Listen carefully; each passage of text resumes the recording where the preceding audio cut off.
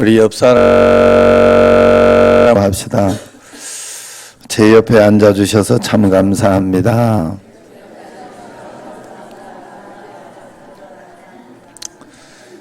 아름다운 것이 죄라면, 잘생긴 것이 죄라면 남자한테는 그렇게 하고, 당신은 사형감입니다. 이렇게 한번 인사합시다. 시작.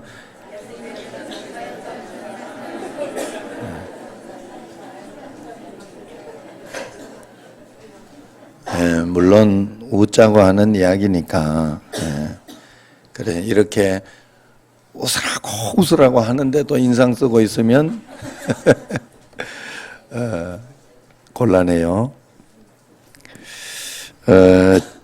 지하철 경로석에 앉아있던 아가씨가 할아버지가 이렇게 타는 걸 보고 눈을 감았어요. 눈을 감고 자는 척을 했죠. 그러니까 깐깐하게 생긴 그 할아버지가 와서는 아가씨 어깨를 툭툭 치면서, 아가씨 여기는 노약자 장애인 지정석인 거 몰라? 이런 거예요. 그러니까 아가씨가 저도 돈 내고 탔는데 왜 그러세요? 이러면서 신경질적으로 이야기했어요. 그러니까 할아버지가 여기는 돈 안 내고 타는 사람이 앉는 자리야. 말에 맞는 말이죠. 그게 뭔가 이렇게 은혜예요, 은혜. 예. 우리 어른들은 이렇게 존중받아야 되죠. 자, 은혜인데 성경에서는 오늘 은혜를 어떻게 이야기하냐 한번 말씀드리려고 합니다. 고린도전서 15장 10절에 보면 이런 말씀이 나와요. 나의 나 된 것은 모두가 하나님의 은혜다. 나의 나 된 것은 하나님의 은혜라 하는, 여러분 이 찬송도 있고 여러분들이 잘 알 겁니다. 여기에서 바울이 나의 나 된 것은 이야기할 때 앞에 나와 뒤에 나가 달라요. 앞에 나는 변화되지 않았을 때의 나, 그리고 뒤에 나는 변화되었을 때의 나를 이야기하는 거예요. 그래서 거듭난 바울을 이야기하죠. 이것을 주석학자들은 사울 때와 바울 때라고 이야기합니다. 사울은 히브리어로 이름이 사울이에요. 그런데 바울이 왠지는 모르지만 이제 사도행전 한 9장을 넘어서 이렇게 변화되고 나서 보면 그때부터는 바울이라고 이름을 해요. 그건 헬라어의 이름 형식이에요. 그런데 또 신기하게도 보면 사울이라는 말의 뜻은 큰 자라, 높은 자다 뭐 그런 뜻이 있고, 바울이라는 말은 공교롭게도 헬라식 발음이지만 그게 작은 자다, 겸손한 자다 하는 그런 뜻이 있는 거예요. 그래서 나의 나 된 것은 옛날의 나가 아니라 지금의 나는 변화된 사람이다 하는 것을 이야기합니다. 이 말씀의 핵심은 바울은 원래 나쁜 사람이었으나, 자기는 원래 나쁜 사람이었으나 하나님 앞에서 은혜 받아 좋은 사람으로 변화되었다는 것을 이야기하고 있어요. 바울은 한때 열렬한 박해자였어요. 자신을 핍박자요 포행자라까지 이야기합니다. 그래서 교회를 아주 핍박하고 무섭게 하는, 그런데 열심이었죠. 그러니 누가 바울을 변화시킬 수 있었겠어요?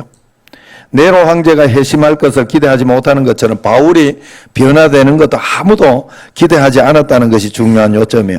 그래서 사도들도 처음에는 바울이 회심했다는 소리를 듣고 겁을 냈어요. 그래도 겁을 냈어요. 왜냐하면 또 저렇게 하면서 일부러 잡으러 온 것이 아니냐 하는 그런 마음을 가졌다 하는 것이죠. 그러므로 이런 바울이 변화되었다면은 우리도 반드시 변화된다는 것을 여러분 우리가 꼭 믿어야 됩니다. 그런데도 사람들은 이렇게 보통 보면 사람은 잘 안 변한다고 하죠. 그러나 우리가 그 생각을 던져버려야 됩니다. 프랜시스 프렌지펜이라는 신학자가 말하기를, 신앙인들의 마음속에 자리 잡고 있는 나는 변화될 수 없다, 나는 하나님 말씀대로 살 수 없다 하는 이 생각이 바로 불신앙의 요새다, 그렇게 이야기합니다. 프랜시스 프렌지펜이 말한 대로 우리는 하나님 말씀대로 살 수 없다는 생각은 마귀의 진이요 귀신의 요새다. 이것은 안 된다, 저것은 안 된다, 그리고 큰일 났다 하는 그런 것은 마귀의 진이요 이 마귀의 생각이다 하는 거예요. 이 생각의 배후에는 항상 사단이 진치고 있다는 사실을 우리가 잊어서는 안 된다는 거죠. 그래서 사단은 이 요새를 통해서 우리의 순종과 거룩과 영적 성장을 볼모로 잡고 있습니다. 그러므로 우리는 반드시 이 요새를 파괴해야 돼. 이 요새를 파괴하려면 어떻게 해야 되느냐? 일단 눈부터 벌떡 뜨고 나를 봐야 돼. 안 그러면 이게 파괴가 안 돼. 아셨죠? 그래서 그것은 의외로 간단합니다. 사단의 요새는 성경을 보면 생각으로 지어져 있다 이렇게 이야기를 해요. 그렇기 때문에 고린도 후서 10장 3절에서 6절까지를 보면 이렇게 이야기합니다. 우리가 육신으로 행하나 육신에 따라 싸우지 아니하노니 우리의 싸우는 무기는 육신에 속한 것이 아니다. 오직 어떤 견고한 진도 무너뜨리는 하나님의 능력 속에 있다. 그렇기 때문에 모든 이론을 무너뜨리고 하나님 아는 것을 대적하여 높아진 것을 다 무너뜨리고 모든 생각을 사로잡아서 그리스도께 복종하게 하는 것이 있으니 그 너희의 복종이 온전하게 될 때 모든 복종치 않는 것을 벌하려고 준비 중에 있노라. 이게 무슨 말인가 하면 4절에서 사단의 견고한 진, 생각의 진을 무너뜨릴 수 있는 강한 무기에 대해서 이야기합니다. 그러면서 5절에 보면 모든 생각을 사로잡아 그리스도께 복종케 한다. 그러니까 사단의 생각이나 어떤 그런 견고한 생각들을 그리스도에게 복종하게 시키게 하는 것이 있다 하는 거예요.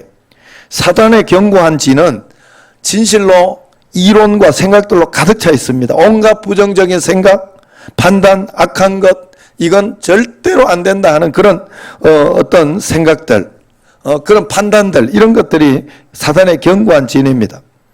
그래서 사람은 잘 안 바뀐다는 거예요. 그런데 하나님의 말씀은 어떻습니까? 히브리서 4장 12절을 보면 하나님의 말씀은 살아있고 활력이 있어 좌우의 날선 어떤 것보다도 예리하고 혼과 영과 관절과 골수를 찔러 쪼개기까지 하며 마음의 생각과 뜻도 판단하나니 하나님의 말씀이 들어가면 이런 역사가 일어난다고 그렇게 이야기하고 있잖아요. 사람의 생각을 수술할 수 있다.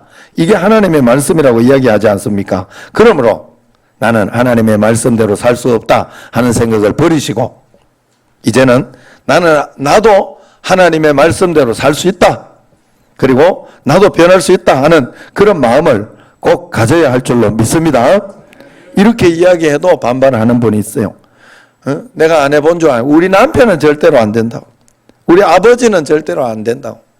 우리 자식은 절대 말 안 듣는다고. 그러면서 안 돼요. 그럼. 모태 신앙들이 자꾸 못해요 그런다잖아요. 예? 그러면 안 된다 하는 거예요. 자, 바뀔 수 있습니다. 사람은 변할 수 있고 기쁨으로 하나님의 법을 하나님의 말씀을 지켜낼 수 있어요. 어떻게 가능하냐? 성경에서 오늘 이야기하는 게 어떻게 가능하냐? 은혜를 받아야 된다 하는 거예요. 은혜로 가능하다는 거예요. 은혜로. 그래서 사도 바울은 나의 나 된 것은 오직 하나님의 은혜로 된 것이라 분명히 이야기합니다. 바울 자신의 변화가 하나님의 은혜에 의한 것임을 밝히고 있는 거죠. 그런데 오늘날 많은 사람들은 이 은혜에 대해서 착각을 하는 거예요. 은혜를 말하면서 바울처럼 내가 은혜로 변화되었다 하는 것을 말하는 것이 아니라 은혜로 내가 이런 복을 받았다 하면서 그저 자기 자신을 변호하는 자기 자신이 그냥 은혜로 되어진 것만 이야기한다 하는 거예요. 나는 하나님의 은혜로 용서받았고 하나님의 은혜로 이런 것이 저절로 해결되었다 하는 등으로 은혜를 그것만으로 쓴다는 거예요. 자신이 불순종했으니까 하나님 은혜로 용서받았으니 감사하다. 이것만 은혜인 줄 안다 하는 거예요. 그래서 은혜 이야기하면 보통 공짜, 값없이 주는 거, 자격이 없는 자에게 베풀어주는 호의, 이런 것으로만 생각합니다. 그러나 그것은 은혜의 한쪽 면일 뿐이에요. 또 한쪽 면이 더 있어요, 은혜는. 그래서 사람들이 이것을 전부라고 생각하니까 구원은 은혜로 받는 것이니 우리의 행동과는 상관없다. 그냥 믿기만 하고 교회만 오기만 하면 어떻게 살든지 나는 천국 간다. 이렇게만 생각한다는 거예요. 이게 잘못된 은혜의 생각이에요. 그래서 우리가 은혜가 무엇인지를 먼저 알아야 됩니다. 그렇다면 은혜의 다른 면, 그 은혜를 받았으면 그것만 가지고 있으면 은혜가 되는 게 아니에요. 거기에서 한 단계 더 나아가야 됩니다. 그것이 뭐냐? 어거스틴은 은혜를 이렇게 이야기했어요. 은혜는 성령을 주시는 것이며 성령은 우리에게 착하게 사는 기쁨과 사랑을 하며 사는 불을 우리 영혼 속에서 일으켜 주신다. 그래서 은혜야말로 율법 준행을 가능하게 하며 우리의 본성을 죄의 속박에서 해방시켜 준다. 그렇게 이야기했어요. 자, 은혜가 이제 조금 다른 면이 나옵니다. 로이드 존스는 그렇게 이야기합니다. 그의 최고 걸작집인 산상설교집에서 은혜에 대해서 이렇게 썼어요. 은혜의 전 목적은 우리로 하여금 율법을 지킬 수 있도록 하는 거다. 만약 여러분이 받았다고 하는 은혜가 여러분으로 율법을 지켜낼 수 있도록 하지 못한다면 여러분은 은혜를 아직 받지 못한 것이다. 그렇게 이야기했어요. 홍성근 목사님이 하나님의 성품에 참여하는 사람이라는 책에서 보면 은혜에 대해서 이렇게 이야기합니다. 은혜라는 건 여러 가지로 설명하고 싶으나 이렇게 설명할 수 있습니다. 은혜는 하나님의 뜻을 행하고자 하는 마음이 일어나는 것, 그리고 그 뜻을 행할 수 있는 힘이 있는 것이 은혜다. 자, 이걸 통해서 은혜가 무엇인지 이제 좀 알겠습니까? 내가 은혜를 받았다 할 때 그 은혜는 사람을 변화시킬 수 있는 권능까지가 은혜 받았다 하는 거다 하는 거예요. 그래서 성경은 성령님을 은혜의 성령이라 그렇게 이야기를 합니다. 그래서 은혜는 예수님뿐만 아니라 성령님과 관계가 있는 거예요. 성령님이 내게 오셔서 은혜를 주시면 내가 변화가 되는 거예요. 바뀌어지고 이겨지는 거예요. 이게 굉장히 중요한 거예요. 그래서 은혜는 예수님을 통하여 속죄하고 용서해주는, 구원해주는 그런 용서해주는 기능도 있으나 성령님을 통해서 우리로 하여금 이 땅에서 거룩하게 살게 하는 기능이 있다는 거예요. 그래서 우리가 은혜를 받으면 용서받았다, 그냥 올 기분 좋았다, 말씀이 좋았다 이걸로 끝나면 안 되는 거예요. 그건 은혜 받은 게 아니에요. 은혜 받았다 하면 그 말씀이 여러분 삶 속에서 실천이 돼. 한 번이라도 이제 뭐 집에 가서 남편이 뭐 안 믿는 가정이라면 남편이 좀 이렇게 뭐라 하고 그러면 은혜 받은 사람이라면 집에 가서 한 번이라도 더 좋은 말을 하고 예수님 말씀에 합당한 그런 어떤 언어를 쓰고 그러면서 참고 십자가를 지고 하는 그런 능력이 생기는 거예요. 은혜를 받은 사람은 그런 사람이라는 뜻이에요. 그래서 사도 바울이 고린도전서 15장 10절에서 이렇게 그러나 나의 나 된 것은 하나님의 은혜로 된 것이니 내게 주신 그 은혜가 헛되지 아니하여 내가 모든 사도보다 더 많이 수고하였으나 내가 한 것이 아니요 오직 나와 함께 하신 하나님의 은혜로다. 이 말씀을 내가 해석을 해드리면요, 이런 말에 사도 바울이 은혜를 받고 보니까 너무 좋은데 이 은혜가 헛된 것이 될까봐, 내가 헛되게 될까봐 이 은혜를 잘 하나님 앞에 쓰임 받으려고, 은혜로 쓰임 받으려고 자기가 굉장히 노력하고 수고했다는 거예요. 은혜가 헛되지 않게 하기 위해서. 그런데 나중에 보니 그 또한 하나님의 도움으로 은혜로 된 것이었더라. 그래서 하나님은 계속 은혜로 나를 도와주고 있더라 하는 그런 뜻입니다. 또한 디도서 2장 11절과 12절을 보면 사도 바울이 디도에게 이런 이야기를 해요. 모든 사람에게 구원을 주시는 하나님의 은혜가 나타나 우리를 양육하되 경건하지 않는 것과 이 세상의 정욕을 다 버리고 신중함과 의로움과 경건함으로 이 세상에 살고 복스러운 소망과 우리의 크신 하나님 구주 예수 그리스도의 영광이 나타나심을 기다리게 하셨으니 그랬어요. 자, 이 말은 무슨 말인가 하면 모든 사람에게 구원을 주는 그 은혜가 나타나서 우리 믿는 사람들을 양육하더라 하는 거예요. 은혜는 그러더라 하는 거예요. 그래서 그 양육, 그 은혜의 양육을 받아서 우리가 이 세상에 정욕을 버릴 수 있고 의로움과 경건함으로 이 세상에 살 수 있게 되더라 하는 거예요. 또 그 은혜로 인해서 마지막 날에 재림할 것을 기대하고 나는 있다. 그렇게 이야기한 거예요. 베드로후서 3장 18절에 보면 그래서 뭐라고 합니까? 오직 우리 주 곧 구주 예수 그리스도의 은혜와 그를 아는 지식에서 자라가라 이야기합니다. 영광이 이제와 영원한 날까지 있을지어다. 이 말은 우리가 예수 그리스도 은혜 안에서 지식이 자라고 성장해야 된다는 것을 설명해 주고 있는 거예요. 이 모든 말씀들을 하나하나 살펴보면 은혜는 결국 사람을 변화시키는 힘이에요. 동전에 앞면과 뒷면이 있듯이 은혜에는 앞면과 뒷면이 있는데 하나는 죄를 용서해주고 속죄하는 능력도 있고 또 하나는 그것만 가지고 있으면 안 돼요. 우리가 은혜를 받았으면 그 능력이 있지만 또 하나는 죄를 이기게 하는, 세상에서 고난을 이기게 하는 능력이 있는 거예요. 은혜를 받을 때. 그러므로 우리가 은혜를 받으면 단순히 예수님의 피공로로 죄사함을 받는 것만이 아니라는 거예요. 죄를 이길 수 있는 하나님의 능력을 얻은 것입니다. 그러므로 매번 우리는 이런 은혜를 받아야 돼요. 그래서 히브리서 기자는 오늘 뭐라고 합니까? 그러므로 우리가 흔들리지 않는 나라를 받았은즉, 같이 한번 읽어볼까요?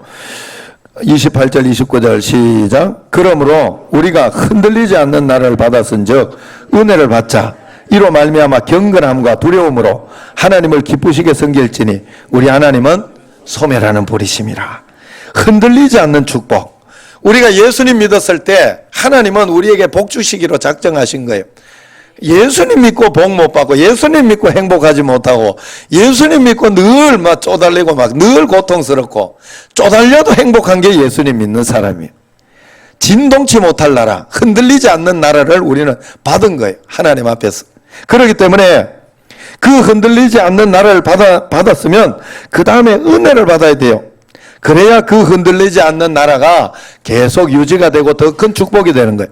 여러분, 지난번 제가 새벽인가 수요일 저녁인가 언젠가 한번 셋째 날 저녁 기도회 때 말씀드렸나요? 그 김병삼 목사님께서 그런 이야기, 하나님의 축복의 약속은 굉장히 성경에 많은데, 굉장히 이런 축복을 주겠다는 약속이 많은데 왜 다 같이 받지 못하죠? 다 똑같이 왜 받지 못하죠? 그건 받는 사람에게 달려있기 때문입니다 라고 이야기했어요. 우리 모든 사람에게 여러분, 하나님이 축복 주시고 역사해 주실 것을 하나님이 분명히 약속했어요. 그러면 받는 사람들이 그 밭을 잘 갈고 은혜로 잘 받고 그걸 잘 유지해야 돼요. 그게 굉장히 중요해요. 은혜도 마찬가지. 그래서 우리에게는 이 흔들리지 않는 나라를 받았으니까 우리가 그 다음에 은혜를 받아야 된다. 은혜를 받아야 그것을 계속 유지할 수가 있다. 그렇게 이야기를 하고 있습니다. 만약 우리가 그렇게 하지 않고 은혜를 소홀히 해버리면 은혜는 소멸해버린다는 거예요. 하나님은 소멸하는 불이심이라. 불이 어때요? 불을 계속 떼지 않으면 그냥 다른 쪽으로, 한쪽에 이렇게 불을 막 타고 있던 장작을 한쪽에 갖다 놓으면 불이 소멸합니까? 소멸하지 않습니까? 예? 소멸해요? 소멸 안 해요? 소멸하잖아요. 불이 꺼지잖아요. 그래서 기도할 때도 여러분 합심해서 통성으로 같이 모여서, 교회도 모여서 그래 예배 드리고 기도하고 전도하고 막 해야 되지, 한 사람만 따로 가 있어서 자기 혼자 신앙생활 하겠다고 그렇게 하고 하면 반드시 소멸돼요. 성령은 그런 습성이 있어요. 성령님을 존중하지 않고 귀하게 여기지 않고 정말로 하나님 앞에 소중한 마음으로 그렇게 성령님을 위하지 않으면 소멸돼요. 왜냐하면 그만큼 귀한 거예요. 그만큼 귀한 거예요. 여러분들이 착각하면 안 된다 하는 거예요. 그래서 우리가 은혜가 소멸되지 않도록 예배 때마다 다시 은혜를 받고 또 그 은혜를 유지하도록 내가 경건함으로 두려움으로 늘 하나님을 기쁘시게 섬겨야 된다고 오늘 말씀하고 있지 않습니까? 오늘날 많은 분들이 교회에 와서 지식은 늘고 은사도 체험하고 직분도 받지만은 은혜를 받지 못하는 사람들이 참 많다는 거예요. 우리 정신제일교회는 그렇게 아니 되는 줄로 믿습니다. 그저 자기 마음에 드는 설교 말씀이 오면 은혜 받았다고는 하는데 교회 문만 나가면 아무것도 아닌, 은혜하고는 전혀 상관이 없는, 은혜 받았는데 문 나가다가 덜커덕 해가지고 문이 어떻게 쿵 받았다는, 에이씨, 이게 은혜하고는 상관없는 삶이 돼버리는 거죠. 그러면 은혜가 내한테 능력을 발휘할 수가 없어요. 이런 사람들은 아론의 두 아들처럼 소멸하는 불이신 하나님에 의해서 은혜도 소멸되지만 본인의 삶도 소멸돼 버리는 거예요. 그러므로 은혜를 바로 받아야 돼. 그러므로 이제 우리가 은혜는 한마디로 은혜 받았을 때 우리가 예수님을 온전히 받는 겁니다. 그렇기 때문에 어떤 사람이 은혜를 받고 누릴 수가 있느냐? 이 은혜는 사모하는 사람이 받을 수 있어요. 주께 가까이 하려고 하는 사람. 내가 그저 하나님 앞에서 알아서 되겠지 하고 이렇게 있으면 안 돼요. 적극적으로 여러분이 주님을 찾고 사모해야 돼요. 반드시 그래야 돼요. 열정이라는 거, 하나님 앞에서 여러분 세상에도 내가 적극적으로 파고 찾고 열정을 가지고 해야 돼요. 여러분, 우리 교회가 하나님 말씀대로 부흥하고 성장하려고 하면 뭐 해야 될까? 열심히 전도해야 돼. 무식하게 전도해야 돼. 다른 거 없어요. 여러분, 자, 이게요, 하나님께서 전도에 미련한 것으로 그랬어요. 이 말씀이 세상에도 똑같이 적용이 되더라 이 말이에요.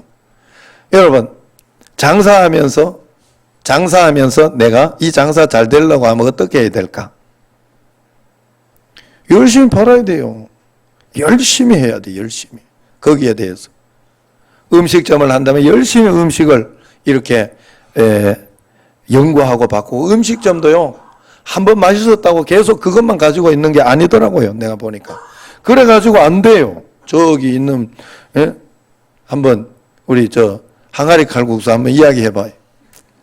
그 기본은 가지고 있지만 계속 그것만 가지고 있어, 이 다른 것들이 조금 이렇게 맛도 이렇게 찾고 하고 이렇게 개발해, 발전시키. 여러분, 우리가 하나님 앞에서도 마찬가지예요. 열심히. 그리고 그 열심이 없고 그냥 나는 대충 게으름 피우면서 잘 되겠지. 안 돼요. 사장이 안 움직이면 절대 안 움직여요. 직원들. 정신차릴게도 내가 안 움직이면 움직일 것 같아요. 참 잘한대 그게. 부교육자 때는 그게 굉장히 잘한대. 그래서 여러분들이 하나님 앞에서 정말로 전심으로 주님 앞에, 그래서 은혜를 사모해야 됩니다. 그래야 영적인 축복, 하나님의 축복을 여러분들이 꼭 받을 수 있어요. 누구에게나 기회는 있지만은 아무에게나 부어지는 건 아니에요. 사모하는 자에게 은혜는 부어집니다. 사모한다는 것은 하나님 앞에 나와 예배하고 기도하고 간구한다는 뜻이에요. 말씀 읽고 그런다는 뜻이에요. 예배 때마다 말씀 읽을 때마다, 그리고 모든 상황과 환경 속에서 하나님의 은혜를 사모하고 여러분 꼭 간구하시기를 바랍니다. 그래서 욥기 33장 26절을 보면 욥이 하나님께 기도함으로 하나님께서 은혜를 베푸사 그로 자기 얼굴을 즐거이 보게 하려고 그 사람에게 은혜를 회복시켜 주었다 이야기를 하고 있습니다. 욥이 기도함으로 은혜를 받아 하나님과 교제를 나눌 수 있도록 그 은혜를 하나님이 회복시켜 주었다 이야기합니다. 히브리서 4장 16절에도 보면 그러므로 우리가 긍휼하심을 받고 때를 따라 돕는 은혜를 얻기 위해서 은혜의 보좌 앞에 담대히 나갈 것이라 그렇게 이야기를 하고 있어요. 은혜의 보좌 앞에 나간다는 것이 바로 기도한다는 거예요. 하나님 앞에 간절한 마음으로 기도하고 기도해야 은혜를 받습니다. 만약 우리가 이 은혜를 헛되게 받고 있다면 예수님 믿고도 헛된 그런 믿음이 되어버리는 거예요. 은혜를 헛되이 받으면 안 돼요. 그렇기 때문에 우리가 참된 은혜를 받아야 됩니다. 이 참된 은혜는 어떤 것이냐? 조나단 에드워즈 목사님이 은혜를 참된 은혜와 거짓 은혜로 구분했어요. 거짓 은혜는 우리의 지성과 감정까지만 영향을 준대요. 그러나 참된 은혜는 우리의 지성과 감정과 그 다음에 의지까지 영향을 준대요. 여러분, 참된 은혜를 받아야 돼요. 자, 무슨 말인가 하면 거짓 은혜를 받으면 지성과 감정까지만 준다 했잖아요. 지성과 감정까지만. 그러니까 맞다. 오늘 저 말씀이 맞는 말이네. 그러면서 내 마음속에 감정에 이렇게 지성의 호소에서 맞는 말이라 하고 그 다음에 감정의 호소에서 좋아요. 내가 저렇게 살아야지. 감사하다. 그래, 말씀대로 살아야지. 말씀이 탁 터치를 하는 거예요. 감성까지. 그리고는, 집에 가서 끝. 집에 나가면 끝. 설교하고 나가면 끝. 그러나 참된 은혜는 의지까지 영향을 준다 그랬죠. 의지까지. 그래서 거기에서 또 은혜를 받고 이제 삶에서도 영향을 끼치는 거예요. 받은 은혜가 자기 삶에 영향을 끼치는 거예요. 내가 이러면 안 되지. 내가 잘못했구나. 그러면서 또 어떨 때는 고난과 어려움이 있을 때도 여러분, 하나님께서 우리에게 요구하시는 것이요, 어려움과 고난이 있을 때 용기를 가지는 것도 굉장히 요구하고 있더라고요. 제가 그런 용기가 많이 없더라고. 어떨 때 보니까. 그래, 얼마나 없으면 내가 여기, 건축도 못하고 지금 소심하게 지금 교육관만 일어났죠. 교육관 건축할 때 큰형님이 와가지고, 야, 어떻게 땅 있는 게 어떻게 교회도 못 짓냐? 이러더라고. 땅 있는데. 나는 땅 없어도 짓는데. 이러더라고. 여러분, 좀 소심한 게 있어요. 그래서 제가 자꾸 담대하려고 많이 노력해요. 하나님은 우리에게 은혜를 주셔서 삶에서 굉장히 이런 거 저런 거 걱정하고 소심하고 두려워하고 그렇게 살기를 원하지 않더라고요. 내가 그렇게 살면서 은혜 받았다 믿는다 그러면 안 되더라고. 용기 낼 때 용기 내줘야 되고요. 힘낼 때 힘내줘야 돼요. 그게 은혜 받은 사람의 모습이고 예수님 믿는 사람이에요. 또 그렇다고 해서 또 십자가 질 때는 십자가를 과감하게 져줘야 돼. 십자가, 나는 죽었다. 예자, 예성품, 나에게 좋지 않은 어떤 그런 것들, 그런 습성들, 십자가로 완전히 빨리 죽어야 됩니다. 그러므로 우리가 언제나 하나님 앞에 이 참된 은혜를 받아요. 말씀을 듣고 의지가 변화해서 삶의 영향까지 미치는 것. 그래서 은혜는 때를 따라 돕는 은혜라 했잖아요. 때를 따라 돕는 은혜를 얻기 위하여. 때를 따라 돕는다 그랬지, 은혜가 대신하는 은혜라고 하지 않았어요. 대신 뭐가 휙 바꿔주고 그런다고 하지 않았어요. 때를 따라서 도와준다 그랬지. 그때 도와준다 그랬지, 은혜가. 신기해요. 하나님 말씀대로 살아보려고 하나하나 풀어보면 그때 하나님이 도와주셔요. 야, 이거 안 될 것 같고, 이거 진짜 큰일. 지금 요번에도 내가 몇 개가 그랬어요. 몇 개가. 한 두어 개가. 요번 주일에도 그런 게 있어요. 아, 이거 큰일 났다. 응? 갑자기 1200만을 내놓으라고 그랬더라고. 세세한 데까지는 하려고 하지 마시고. 그래, 하나님 앞에 내가 용기를 가지고 담대하게 하나님 어떻게 할까요? 하고 하나하나 또 물어보고 그러면서 가장 하나님 말씀이라고 하는 걸 하나하나 했더니 쑥 들어갔어. 그 말이. 날 겁주더니. 여러분 안 그랬으면 그냥 뜯기는 거예요. 내가 용기 없고 내가 마음속에 그런 어떤 마음이 없다면 그냥 나가야 돼요. 물론 돈이 없어 하지도 못했지만은 여러분 이거는 하나님 앞에 그래서 여러분들 은혜를 받고 때를 따라 계속해서 영적으로 성장하고 용기도 가지고 여러분들이 꼭 성장해야 돼. 하나님 앞에서. 그래서 은혜를 소홀히 받으면 안 됩니다. 그래서 고린도 후서 6장 1절에 보면 이런 말씀이 나오죠. 우리가 하나님과 함께 일하는 자로서 내가 너희를 권하노니 하나님의 은혜를 헛되이 받지 말아라. 고린도 후서 6장 1절에 나와요. 사도 바울이 고린도전서 3장 10절에서 또 이렇게 이야기해요. 내게 주신 하나님의 은혜를 따라 내가 지혜로운 건축자와 같이 틀을 닦아두매 다른 이가 그 위에 세우나 각각 어떻게 그 위에 세울까를 조심할지니라. 이 말은 무슨 말인가 하면 은혜를 따라서 지혜로운 건축자처럼 조심스럽게 은혜의 집을 짓겠다고 만들어가라. 은혜의 집을 만들어가라. 은혜의 집을 성장해가라.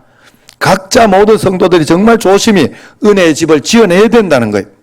그러니까 고린도전서 9장 27절에 보면 사도 바울은 자신의 은혜를 버려지지 않고 은혜를 잊지 않기 위해서 내가 내 몸을 쳐서 복종하게 하면 내가 남에게 전파한 후에 자신이 도리어 버림을 당할까 두려워함이라 그랬어요. 그만큼 귀중해요. 제가 여러분에게 설교하고 말씀을 전해놓고 말씀을 받은 사람은 은혜를 받고 복을 받고 그렇게 하는데 나는 계속 좋지 않고 나쁘고 그러면 되겠어요? 그래서 나도 열심히 기도하는 거예요. 여러분보다 더 열심히 기도하는 거예요. 저도. 이 은혜를 놓쳐버리면 저절로 되는 건 없어요. 세상에. 왜냐하면 하나님은 여러분에게 최고의 축복이자 가장 여러분들이 귀하게 할 수 있는 자유의지를 줬기 때문에 여러분들은 그 의지를 반드시 사용해야 돼. 은혜를 받아서 은혜 받은 대로 그 의지를 꼭 사용해야 할 줄로 믿습니다. 그래서 사도 바울은 자기가 자기 자신을 쳐서 복종시켰다 그래. 자기를 쳐서 복종시켰다. 억지로라도 복종시켰다. 복 받으려고. 여러분, 제가 그런 적이 있습니다. 늘 이렇게 하나님 앞에 몇 번 이야기한 것 같은데, 부목사 때 그랬어요. 저도 청년부를 맡고 이렇게 하다 보면 속상하고 밉고 기분 나쁜 사람 청년들이 있어요. 청년들도 굉장해요. 걔들이 착하기만 하고 착각하면 안 돼요. 못된 놈들 많아요. 여기 아니니까 내가 이야기하는 여기 아니니까. 그런데 그때 이렇게 못되게 하는 놈들이 있는데 미워. 그러면은 막 말도 하기 싫어요. 그러면 가다가 막 인사도 하기 싫고 그래요. 그러면 그 놈도 내가 오면서 이러고 가. 그러면 성경에 뭐라 그래? 원수를 사랑하라. 원수를 사랑하라. 그러면 내가 마음속에 내 마음에 진심으로 저 사람이 밉다 싶으면 아 내가 이래서는 안 되지 해서 이를 악물고라도 내가 가요. 먼저 가서 인사를 해요. 잘 있었나? 그리고 먼저 가서 인사를 해요. 그럼 인사 같이 하죠 서로. 일부러. 왜냐하면 나도 복 받아야 되니까. 하나님 말씀대로 살아야 돼. 그게 훈련이 되어서 사실 저는 여러분들에게 늘 이야기하지만 여러분 우리 교회에 어떤 일이 있어도 저는 여러분들 미워하거나 어떤 그런 마음이 없어요. 왜냐하면 내 마음을 못 열어놓으면 내가 목회자가 안 되겠다. 그래서 언제나 그 속에서 하나님이 주시는 어떤 내게 가르쳐 주시는 어떤 그런 걸 배우려고 하지 영적인 성장을 하려고 하지 미워하거나 그런 마음은 없어요. 그게 훈련이 된 거예요. 여러분 그러므로 우리가 하나님 앞에 이 은혜를 헛되이 내 자신을 쳐서라도 복종시켜야 돼요. 우리가 은혜를 유지하고 받기 위해서 이런 노력과 고난을 각오하지 않으면 안 된다 그랬어요. 그래서 히브리서 12장 4절에 뭐라 합니까? 너희가 죄와 싸우되 아직 피 흘리기까지 대항하지 않았다 이야기를 합니다. 무슨 말인가 하면 은혜를 유지하고 받기 위해서는 죄와 싸워내야 되거든요. 그런데 그 싸움은 피 흘리기까지 해도 괜찮다는 뜻이에요. 이 은혜만 받을 수 있다면 너가 피투성이가 되어도 은혜를 받아내라 이 뜻이거든요. 그런데 우리가 이 은혜를 그렇게 받지 않을 때가 문제다 하는 거예요. 우리에게는 이미 하나님이 계획해 놓으신 절대 사단이 범죄 못할 진동치 못할 나라 하나님의 축복의 나라 하나님의 꿈이 우리에게 있습니다. 그런데 이 축복은 그냥 내가 영접만 했다고 그냥 죄사함의 은혜만 받았다고 동전의 한쪽 면 죄사함의 은혜만 받았다고 보게 되는 게 아니에요. 반대쪽 면을 해야 돼요. 은혜로서 계속 유지하고 삶에서 내 삶의 실천이 되도록 해야 됩니다. 그래야 축복이 되는 거예요. 매일매일 여러분 그래서 교회에서 기도하고 말씀 읽으면서 또 여러분들이 또 설교 말씀 들으면서 그러면서 은혜를 계속 유지하시기를 바랍니다. 그래서 성령을 소멸하지 마시기 바랍니다.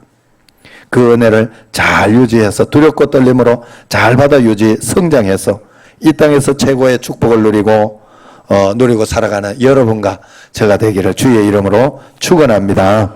기도하겠습니다. 하나님 아버지, 저에게 은혜를 주셔서 그 은혜로 우리의 삶을 풍성하고 복되게 유지하고자 하는 하나님의 마음을 압니다. 저희들이 오늘 받은 말씀을 통해서 그 은혜를 계속 유지할 수 있도록 하나님 꼭 도와주시고 성령으로 충만하게 하여 주옵소서. 예수님 이름으로 감사하며 기도드리옵나이다. 아멘.